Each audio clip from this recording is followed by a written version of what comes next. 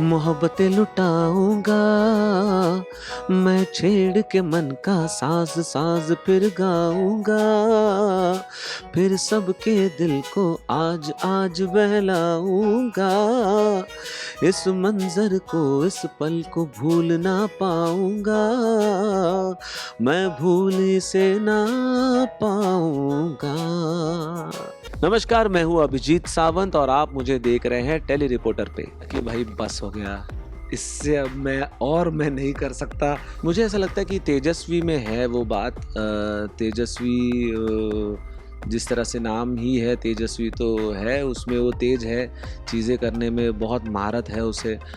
मुझे बहुत अच्छा लगा गौरव या फैज़ू, अगर दोनों में से कोई एक जो हम लड़कों का झंडा आगे लेकर बढ़ेगा तो उन दोनों में से कोई एक होगा। जिस लेवल पे मैं खड़ा था या जिस बोट पे मैं था सवार उस टाइम में, ऑलमोस्ट सेम लेवल पर दीपिका जी भी थी। तो ऐसा नहीं कह सकते कि वो जीत ही जाती, लेकिन या she was one of the best cook. और मुझे पता है कि हम जब शो से एलिमिनेट हो जाते हैं तो एक पहले से ही डिसहार्टनिंग फीलिंग रहती है, बुरा लगता है। तो शिव को देखना मास्टर शेफ में बहुत मज़ेदार होगा। एक बार तो निकी और राजीव के बीच में बहुत हीटेड डिस्कशन हुआ था, जिस राउंड में हम लोग ब्लैक एप्रन में गए थे। अर्चना के साथ तेजस्वी का कुछ वर्ड एक्सचेंज हुए थे। तब मुझे लग रहा था कि यार बस करो यार, मतलब ठीक है अभी आउट हो गया, मैं जाने दो। लेकिन उनमें था कि नहीं नहीं नहीं यार, रुकना चाहिए या होना चाहिए। अर्चना, मुझे पर्सनली लगता है कि अर्चना एक बहुत अच्छी कुक है। मेरे लिए आई थिंक सबसे डिफ़िकल्ट पार्ट था बेकरी, या कहे तो डिज़र्ट साइड। मास्टर शेफ़ की जर्नी बहुत अच्छी रही, बहुत छोटी रही मेरे लिए, लेकिन बहुत ही कमाल की रही। बहुत कुछ सीखने मिला। इतना एक्सपीरियंस नहीं था कुकिंग का, जिस तरह से मतलब हम लोग जो है फूड को एक तरह से देखते हैं कि भाई जो पसंद आए चीज़ या खाने को पसंद आए, बट बनाने के लिए कितने एंथुसियास्ट रहते हैं, कितना उसमें कॉन्फिडेंस रहता है, ये एक अलग ही बात है ना। और घर पे हम लोग बना भी सकते हैं, we make food for our family, for our loving loved ones. पर एक प्रोफेशनल लेवल पे कुकिंग करना और उस तरह से प्रेजेंट करना इतने बड़े बड़े शेफ्स को, तो वो एक बहुत बड़ा चैलेंज था और बहुत मज़ा आया, बहुत कुछ सीखने मिला। फूड इंडस्ट्री कैसी चलती है, कैसे रन होती है, उसमें उसके बारे में बहुत कुछ समझ में आया। ये जो फाइन डाइनिंग होता है, हम लोग हमेशा ही ये कहते हैं कि वड़ा पाव अच्छा है, हमारा हमारा दाल राइस अच्छा है, चाइनीज़ की गाड़ी ठेले पे हम लोग खाते हैं, मज़ा आता है।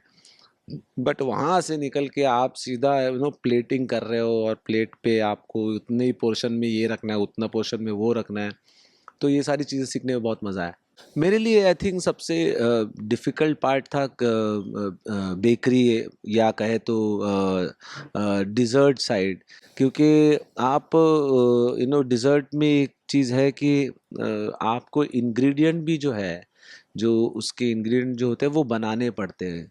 जैसे अगर आपको आपको एक चिकन करी बनानी है तो आपके पास चिकन है ना, बाकी क्या आपके सारी सारी चीज़ें हैं, आप उसको मिक्स करते हो और फिर आप बनाते हो करी।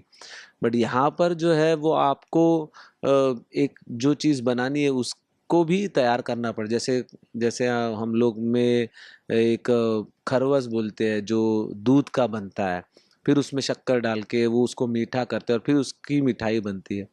तो वो जो उसको अलग से घोट के बनाना पड़ता है और उसको एकदम गाढ़ा करना पड़ता है, या रबड़ी की कहिए, तो दूध को पहले गाढ़ा करना पड़ेगा, ये सब चीज़ें। तो इंग्रेडिएंट भी अपने को बनाना है। और ख़ासकर मेरा फ़ोर्टे था नहीं स्पेशली अवन यूज़ करना, और इंग्लिश जो है ख़ासकर इटालियन डिज़र्ट्स जो है उसमें इतना मेरा फ़ोर्टे था नहीं। तो और वही बराबर मेरे लिए ब्लैक एप्रन के दिन आया, और वो भी ऐसा चैलेंज आया जो पिछले सीज़न में टॉप 3 के लिए आया था। तो एक एक एमेच्योर कुक के लिए, जो कब बहुत कम किचन में घुसते हैं, उनके लिए एक प्रोफेशनल लेवल का इस तरह से कुछ टावर तैयार करना, it was a difficult task.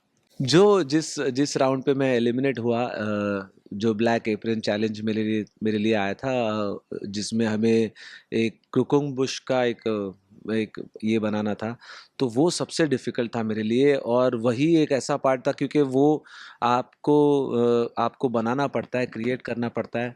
उसके बाद आप उसको सजाते हो और वो सही से फूलना चाहिए। ये सारी चीज़ें जब आप करते हो ना, तो वो हो नहीं रहा था।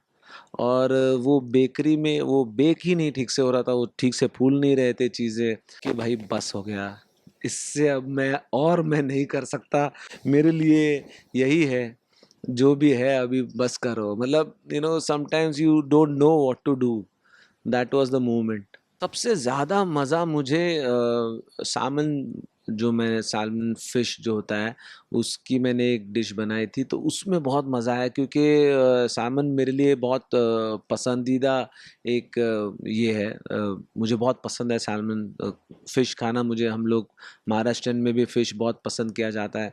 तो वो बनाने में बहुत मज़ा आया। वो जो इंग्रीडिएंट्स थे, वो बहुत ही डिफरेंट डिफरेंट इंग्रेडिएंट्स थे। उसमें एक फिंगर लाइम था जो बहुत इतना पतला ऐसा रहता है, यू नो या फिर वो ब्लड ऑरेंज था जिसका जूस जो होता है वो ऑरेंज ऑरेंज नहीं होता, रेड होता है, एक ऑरेंज ऐसा आता है।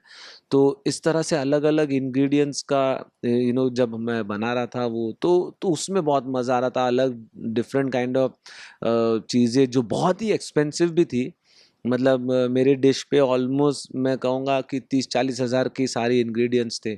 तो वो बनाने में बहुत मज़ा आया। सेकेंडली हम लोग का एक टास्क था जहाँ पर एक चैलेंज था हमारा, जिसमें हम लोग टीमें बाँटी गई थी। सहारा स्टार में वो ख़ास मेहमानों को हमें परोसना था और वो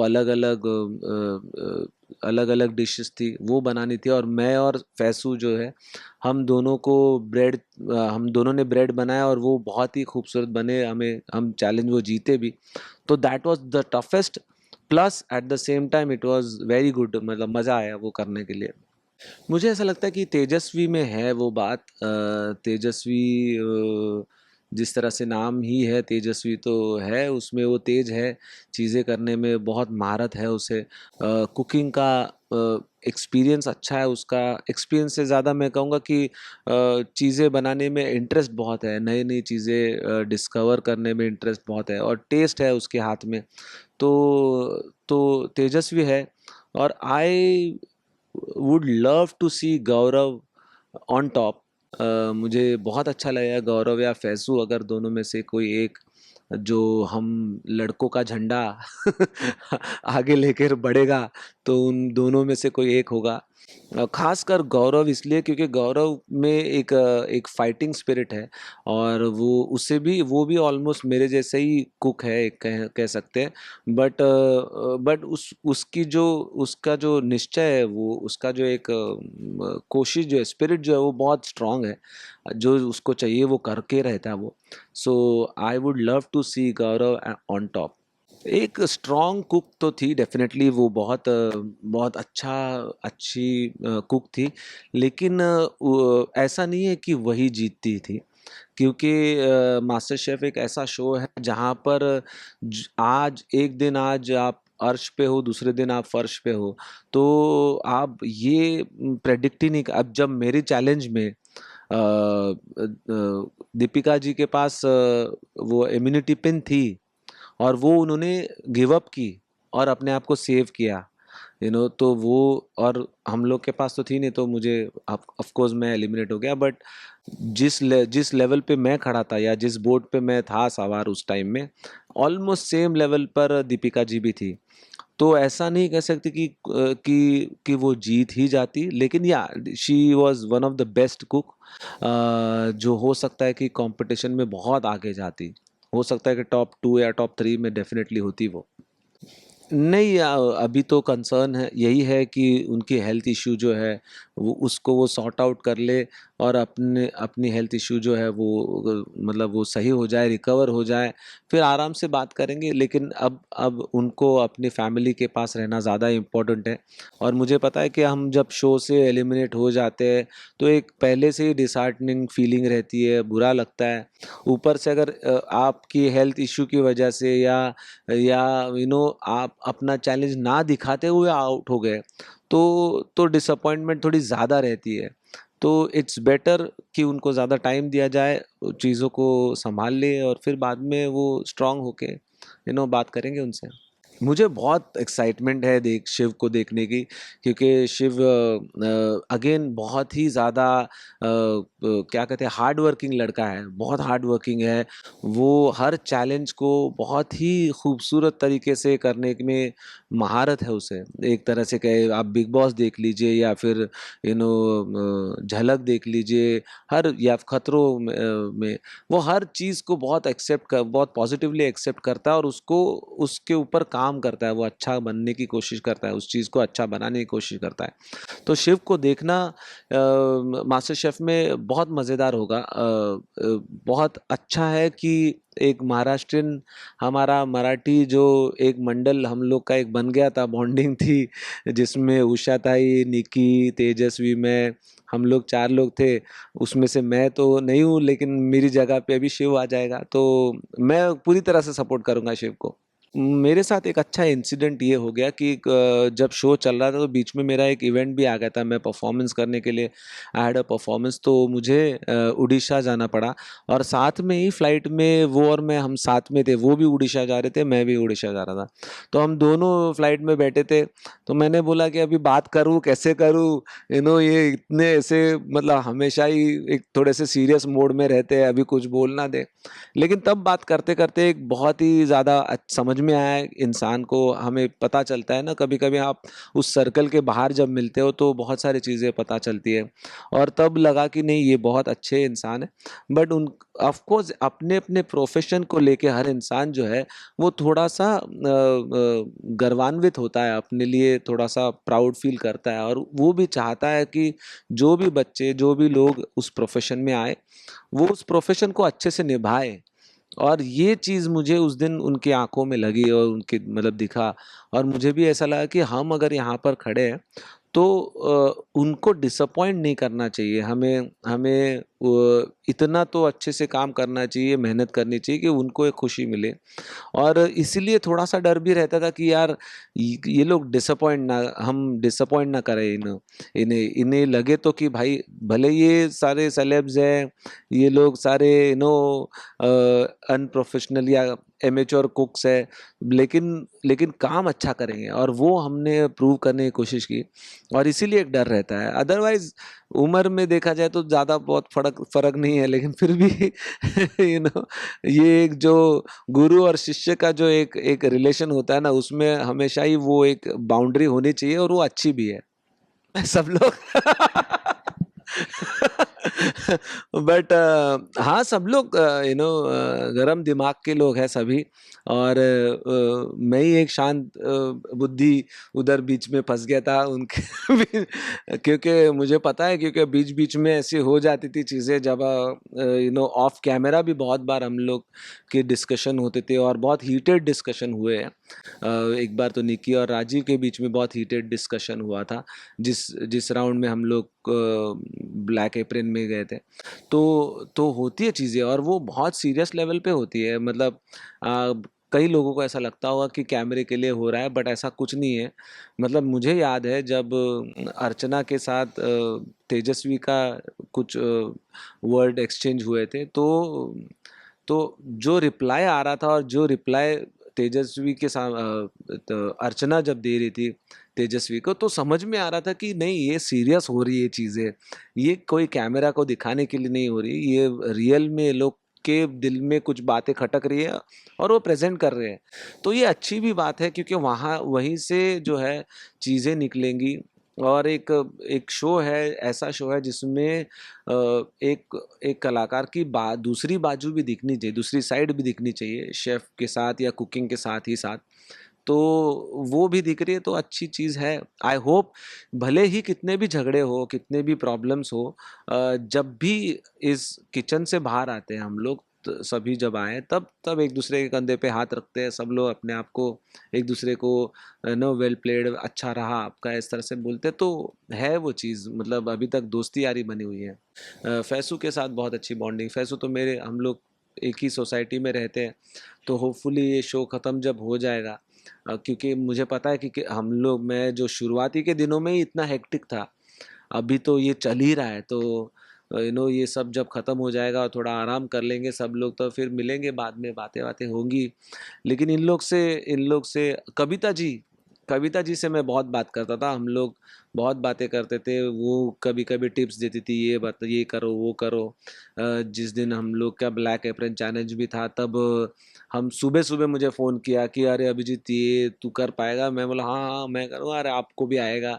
तो हम एक दूसरे को बहुत सपोर्ट करते थे, उस तरह से कॉन्फिडेंस देते थे। तो ये लोग हैं जो अभी भी टच में हैं। मुझे लग रहा था कि यार बस करो यार, मतलब ठीक है अभी आउट हो गया, मैं जाने दो। लेकिन उनमें था कि नहीं नहीं नहीं यार, रुकना चाहिए या होना चाहिए, वाइल्ड कार्ड में आ जाना, तुम वापस आ जाओगे, ये करोगे वो करोगे। मैं बोला ठीक है, देखते हैं आगे का आगे। बट एक अच्छी बॉन्डिंग थी सब लोग के साथ, तो उस हिसाब से मुझे डेफिनेटली, मैं अगर कहूँ मेरे साइड से, मैं ज़रूर मिस करता हूँ एक गौरव के साथ की बातें, या उसके जो एक जोक्स होते हैं, छोटे वन लाइनर, तो वो बहुत मिस करता हूँ। कभी-कभी इन लोगों के साथ बैठना, या ये सारी जो बातें होती थी, वो बहुत मिस करता हूँ। मतलब कविता जी जैसी एक प्रोफ़ेशनल कुक यहाँ पर एलिमिनेट हो चुकी है, तो आप या होंगी, मतलब अभी शो चल रहा है ना। अर्चना, मुझे पर्सनली लगता है कि अर्चना एक बहुत अच्छी कुक है। सिर्फ़ वो दो दो क्या बोलते हैं, 2 नाव में सवार है वो, कभी-कभी वो अग्रेसिव भी हो जाती है, कभी बहुत फ़नी भी हो जाती है, फिर उसको कुकिंग का भी अपना स्किल्स है। बट मुझे नहीं लगता कि वो तकदीर के भरोसे है, she is there because she can cook well.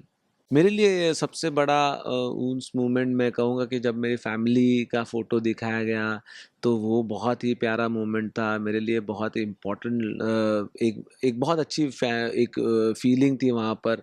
बहुत सारे मोमेंट्स हैं, जैसे सहारा स्टार में जब हम लोग चैलेंज जीते, और वो मतलब कंप्लीटली सारे जो को पूरा आउटक्लास कर दिया था, हम लोग ही सारे राउंड जीत गए थे। तो वो एक बहुत बढ़िया मोमेंट था मेरे लिए।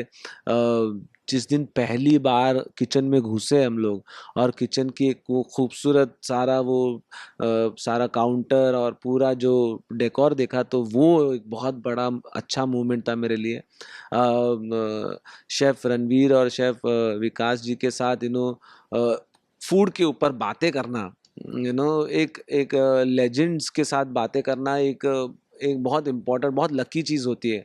जिस भी प्रोफ़ेशन का लेजेंड हो, अगर आपको मिलता है और उसके साथ अगर आप डिस्कस कर सकते हो वो प्रोफ़ेशन के बारे में, तो उस मोमेंट को आपको बहुत ज़्यादा इम्पोर्टेंस देना चाहिए, क्योंकि वो जो जो बता के जाएँगे, सिखा के जाएँगे, वो आपको लाइफ़ में कभी नहीं मिलेगा। तो वो एक्सपीरियंस मेरे लिए बहुत बड़ा था। डिज़ास्टर भी बहुत सारे रहे हैं। जैसे फैमिली वीक में ही मैं मुझे डिमसम बनाने थे, तो वो मैं कंप्लीट नहीं कर पाया। वो एक डिज़ास्टरस मोमेंट था। फिर ऑफ़ कोर्स जब एलिमिनेट हुआ, वो क्रोकुम्बुश बनाना था, वो कंप्लीट नहीं हो पाया, तो उसमें डिज़ास्टरस था।